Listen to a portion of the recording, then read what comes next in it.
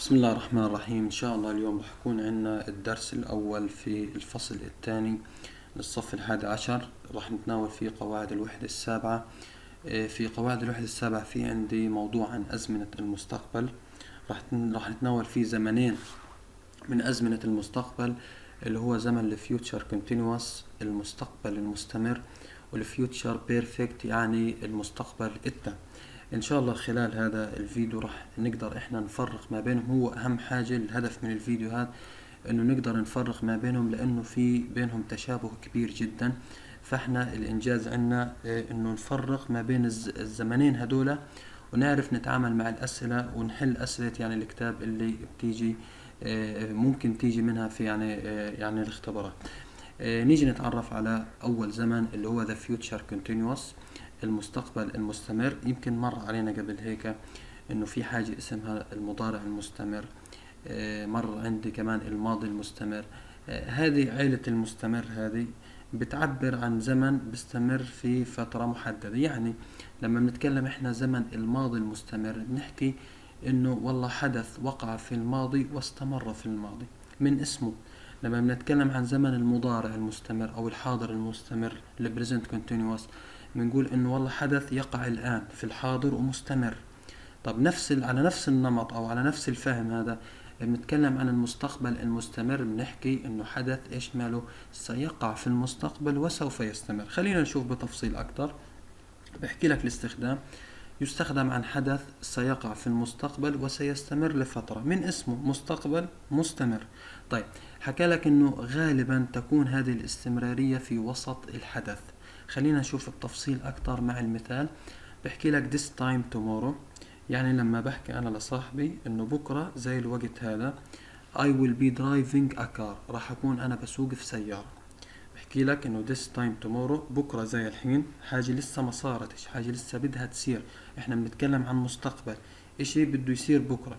I will be driving a car، قاعد انا وصاحبي الساعة مثلا على سبيل المثال الان الساعة 4، بحكي له انه بكرة الساعة 4 زي الحين، يعني راح اكون انا بسوق في سيارة. تمام. طبعا سواقة السيارة هي من الافعال المستمرة، عشان هيك استخدمنا زمن المستقبل المستمر. خلينا نشوف مثال تاني. بحكي لك أنا don't phone between 7 and 8، تتصلش علي ما بين الساعة 7 والساعة 8. ليش إيش في؟ بحكي لك we will be having a dinner، إحنا راح نكون بنتناول العشاء. هذا الحدث لسه ما صارش، لسه إحنا ما تعشناش، لسه الساعة ما صارتش 7. تمام. لكن هو بحكي لك إنه بعد هيك تتصلش علي بين الساعة 7 والساعة 8 مستقبلا. ليش؟ لأنه راح نكون إحنا بنتعشى. تمام. فإذا بتلاحظ إنه الأحداث كلها تدور حول حاجات مستقبلية مستمرة في المستقبل. طيب نيجي لاستخدام تاني له، اللي هو بحكي لك تداخل حدث مع المستقبل. على سبيل المثال I will be sleeping when he arrives، يعني أنا راح أكون نايم لما هو يصل. الحاجة هاد لسه برضو ما صارتش. تمام. لما هو يجي أنا راح أكون نايم. طيب نيجي للشكل تبعه كيف بده يكون. قالك السبجكت يعني الفاعل، الشخص الذي يقوم بالفعل، وقد يكون إما اسم أو قد يكون ضمير. بعدين بيجي will، طبعا will هذه هي أداة المستقبل، وبعديها بيجي بي، وفي الآخر بيجي فعل verb مع ing. أنا بدي أحكي لك عن حاجة بتفيدك لقدام في توجيهي كمان. أي زمن من دار المستمر، يعني في عندك مضارع مستمر، في عندك ماضي مستمر، هينا بنتعلم في المستقبل المستمر. في عندك زمن اسمه مستقبل تام مستمر، في عندك ماضي تام مستمر. تمام. في عندك مضارع تام مستمر. أي زمن من دار المستمر بيجي مع الفعل ing. ماشي. إذا الأزمنة اللي بتنتهي بكلمة continuous مستمر لازم يجي مع الفعل عندها ing. نيجي نشوف مثال على الشكل هذا. بيحكي لك this time next year we will be studying in the 12th grade. هي إذا بتلاحظ أجا السبجكت we. تمام. نحن ممكن يكون I، ممكن يكون she هي، ممكن يكون محمد أحمد، أي فاعل سواء كان اسم أو ضمير. هيات بعديها أجا عندي باللون الأخضر will، وباللون الأزرق بي، وجه الفعل زي ما انتم ملاحظين معاه ing. الجملة معناتها انه this time next year، يعني في هذا الوقت من العام المقبل ان شاء الله we will be studying in 12th grade، راح نكون احنا بندرس في الصف الثاني عشر في التوجيهي ان شاء الله. طيب نيجي الحين للزمن الثاني اللي هو the future perfect المستقبل التام. الآن المستقبل التام الاستخدام تبعه هنا بدنا نبدأ احنا نتعرف على الفرق ما بين هذا الزمن والزمن اللي قبله. بحكي لك هان للحديث عن شيء مستقبلي سيقع قبل وقت معين في المستقبل. ايش هذا الكلام الطويل؟ كلام طويل وصعب شوي، لكن خلينا احنا نوضحه في المثال. هنا ايش بحكي؟ I will have done my homework before 9 o'clock، يعني سوف أكون قد أنجزت واجبي قبل الساعة 9. إذا بنلاحظ بدنا نبدأ احنا نفرق في زمن الفيوتشر بيرفكت. هنا بكون في عندي وقت محدد، قبل الوقت المحدد بدي أكون أنا أنجزت الحدث اللي بتكلم عنه. يعني أنا بحكي لك إنه الساعة 9 هي الوقت المحدد، قبل ما تصير الساعة 9 بدي أكون أنا خلصت واجبي. أفهم من الكلام إنه الساعة 9 لما تيجي مش راح يكون علي واجب ضايل، ماشي؟ لكن هذا الفرق هنا أول فرق ما بينه وبين الزمن المستقبل المستمر. في المستقبل المستمر الحدث المستقبلي فطاط، ممكن يطول ممكن يقصر، ماشي؟ ما فيش له وقت محدد يعني ينمسك فيه. لكن في المستقبل التام برضو من اسمه مستقبل تام، خلص حدث تم قبل وقت محدد. هنا الوقت المحدد عند الساعة 9. لما الساعة 9 بدها تيجي بدي أكون أنا إيش مالي منجز واجبك كلهيته. تمام؟ نشوف مثال تاني. بقول لك by next year I will have graduated from university، بحلول العام المقبل أنا راح أكون اتخرجت من الجامعة. تمام؟ نشوف نشرح الجملة هذه. الآن احنا في 2023. بفهم من الجملة هذه انه في 1/1/2024 انا راح اكون ايش مالي متخرج من الجامعة. يعني راح تيجي السنة الجاية، راح تبدأ السنة الجاية وانا بكون ايش مالي متخرج من الجامعة في وقت محدد. قبل الوقت المحدد هنا بدي اكون انا انجزت الحدث اللي موجود في الجملة. خلينا الحين بدنا نرجع للاستخدام. بحكي لك للحديث عن شيء مستقبلي، راح اكون اتخرجت.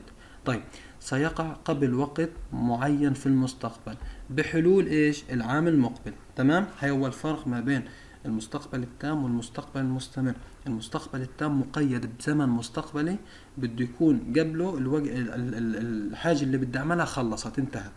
لكن المستقبل المستمر ما في حاجة بتقيده. تمام؟ زي ما حكينا انه ممكن يمد معنا ممكن يكسر، على عكس المستقبل التام.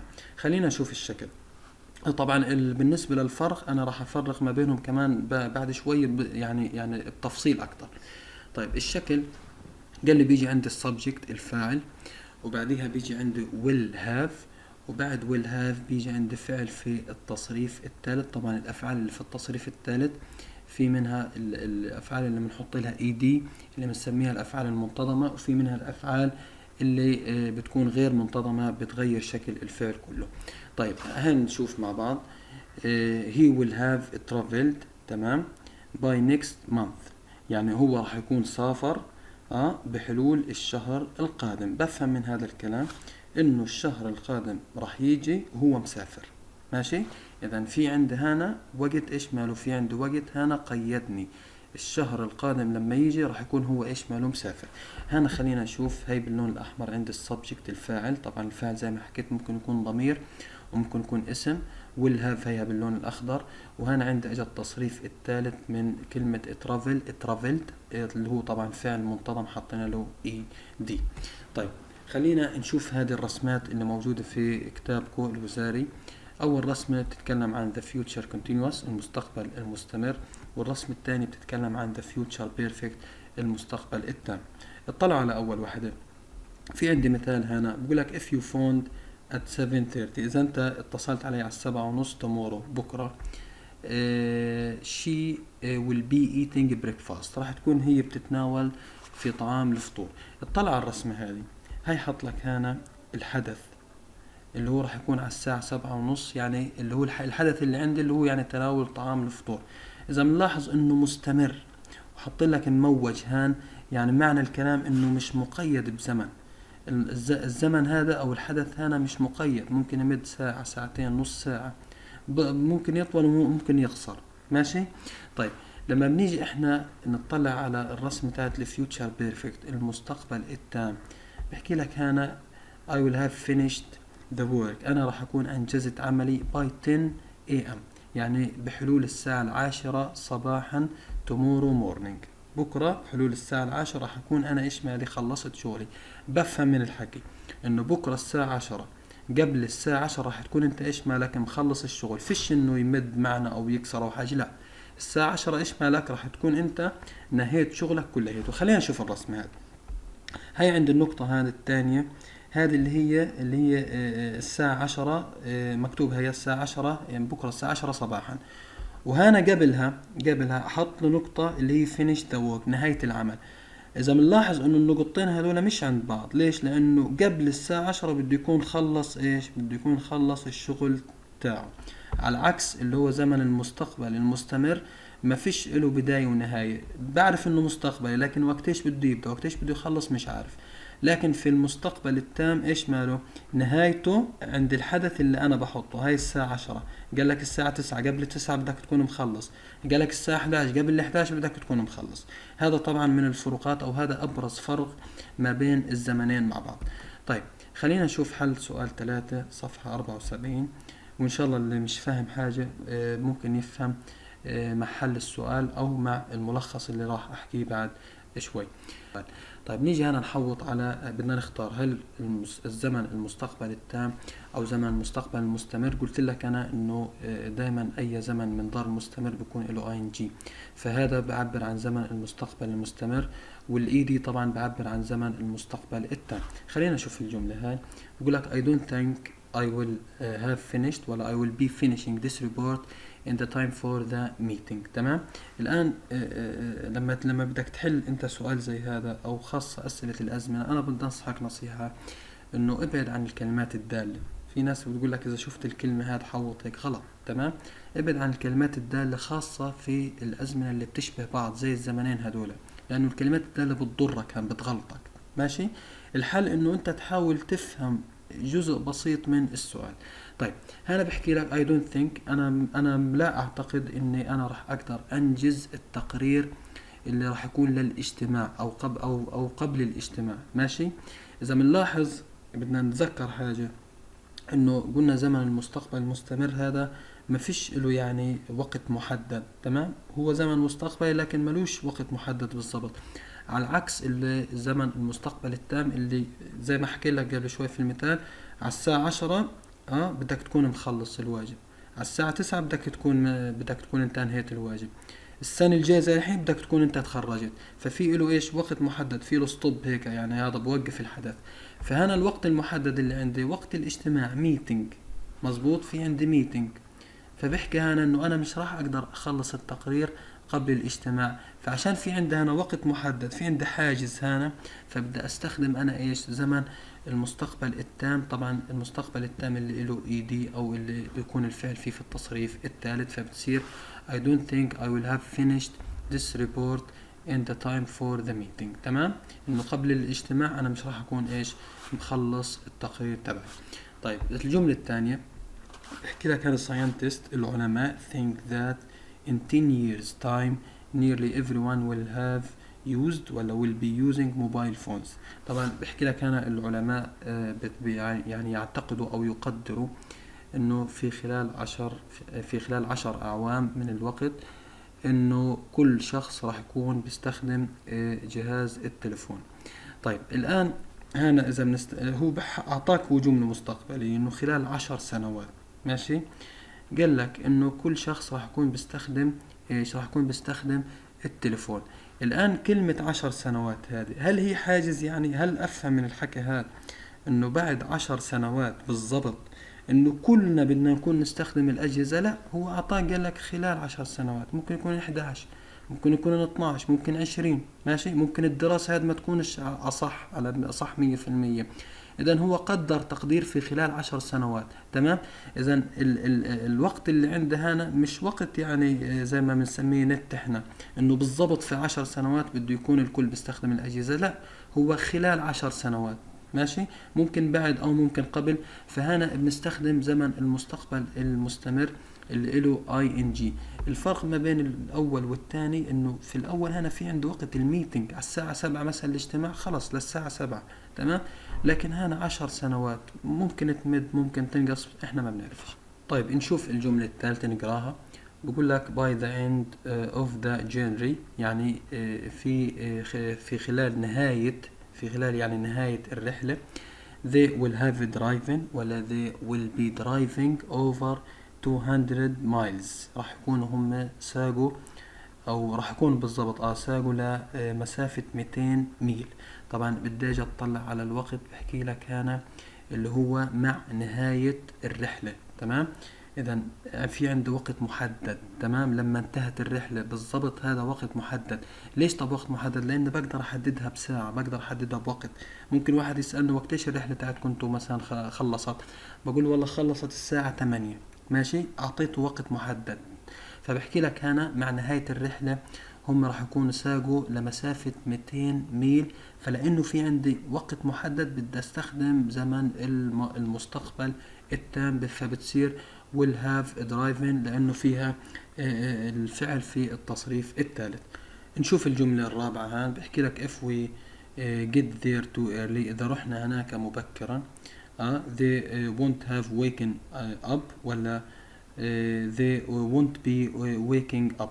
هل بدنا نستخدم طبعا زمن المستقبل التام ولا المستقبل المستمر؟ طبعا هنا راح نستخدم زمن المستقبل التام لأنه بتكلم عن وقت محدد وهو الذهاب مبكرا. في عندي وقت محدد للذهاب أنا، فعشان هيك أنا راح استخدم فيها زمن المستقبل التام. الجملة الخامسة والأخيرة بحكي لك don't call me on my mobile، ما تتصلش علي على جوالي. ليش طيب؟ I will be driving ولا I will have driving. طبعا هذا من صيغ جمل المستقبل المستمر، لانه بحكي لك هو ما تتصلش علي على جوالي، ما حددش وقت. ماشي، ما اعطانيش وقت محدد. طيب، بتكلم مستقبليا لكن ما فيش وقت محدد، فراح استخدم المستقبل المستمر اللي فيه ing. خلينا نشوف هنا الملخص مع بعض. في قدامنا هنا 3 صور.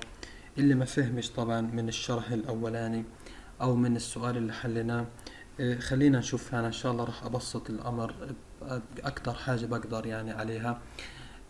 شوف، في عندي هنا 3 صور، في عندي 3 جمل، وفي عندي 3 احداث.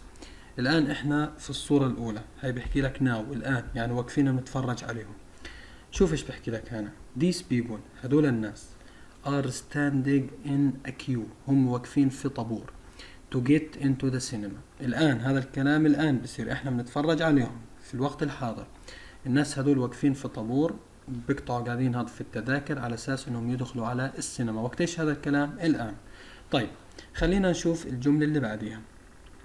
بحكي لك هنا have an hour from now، بعد نص ساعة من الآن. برضو أنا بتكلم عن حاجة بدها تصير بعد نص ساعة. بتخيل إنه الناس اللي في الطابور هذولا إيش الحدث اللي بعد نص ساعة بده يصير عندهم. خلينا نشوف. the cinema will be full، راح تكون السينما إيش مالها؟ ممتلئة. ليش طيب؟ everyone will be watching the film، راح يكونوا هدولا بتفرجوا قاعدين على الفيلم او على الشاشة المعروضة. تمام، انا بتكلم عليهم بعد نص ساعة. كيف انا شايف الطابور هذا بعد نص ساعة بده يصير؟ راح تصير السينما ايش مالها؟ مليانة. طبعا السينما هنا قال لك بعد نص ساعة، ما اعطانيش وقت محدد، هو قال لي نص ساعة. طيب لو قلت لك بعد ساعة من الان برضو راح يكونوا بتفرجوا. ماشي، اذا الوقت ايش ماله؟ مش محدد، مش انه والله على الساعة كذا كذا راح يخلصوا، لا، هنا بنستخدم المستقبل التام. فعشان هيك في الجملة هذه الثانية استخدمنا زمن المستقبل المستمر، لانه ما فيش وقت محدد. احنا بنتكلم عن حاجة مستقبلية، ممكن تمد ممكن تنقص. طيب شوف كيف عاد الوقت المحدد بصير. شوف معي، بقول لك 3 hours from now. طبعا معروف انه الفيلم مدته بتكون يعني ساعتين في الغالب. احنا لسه بنتفرج عليهم في الطابور، بنتخيل في اللي بده يصير. بقول لك 3 hours from now، بعد 3 ساعات من الآن. the cinema will be empty، يعني راح تكون السينما ايش مالها؟ فارغة، زي ما هي في الصورة. هي كراسي فيش عليها بني آدمين. طيب ليش بدها تكون فارغة؟ the film will have finished. راح بحكي لك انه الفيلم راح يكون ايش ماله؟ انتهى، خلص. لاحظ معي استخدم زمن المستقبل التام اللي له اي دي، اللي هو تصريف ثالث. طيب everyone كل واحد من اللي كانوا قاعدين هدول will have أو من اللي كانوا واقفين will have gone home، كل واحد فيهم راح يروح على بيته. طب ليش أنا هنا استخدمت مستقبل تام مستقبل مستمر وهنا استخدمت مستقبل تام؟ لأنه هنا إحنا بنتكلم عن وقت محدد بعد 3 ساعات من الآن. فرضا الساعة 5 الآن، يعني أنا بفهم من حكيه إنه الساعة 8 راح اجي اطلع على السينما هيك الاقي مفيش عليها ولا بني ادم، مفيش فيها ولا شخص. تمام، اذا اعطاني وقت محدد. طب ما هي في عندي هنا وقت محدد have an hour from now، لا هذا مش وقت محدد. هذا بحكي لك زي ما احنا متذكرين في الشريحة الاولى حكينا انه بتكون الاستمرارية في نصف الحدث، يعني بعد نص ساعة من الان. طب لو قلت لك بعد ساعة برضو نفس الحاجة، بعد ساعة راح يكونوا هم بيتفرجوا. لكن بعد عندك 3 ساعات هنا راح يكون الفيلم يشمله انتهى خلص. ماشي، على سبيل المثال مثال تاني، احنا بنطلع على المدرسة الساعة 7 مروح الساعة 12 منيح. اجا واحد اطلع هيك علينا واحنا واقفين على الطابور، كويس، قال انه بعد 2 ساعتين من الان راح يكونوا هدول برضو واقفين في الطابور على الفورسة بس. ماشي، ما اعطانيش وقت محدد. تمام، انا موجود في المدرسة، وبعد ساعة موجود، وبعد ساعتين موجود، وبعد 3 موجود.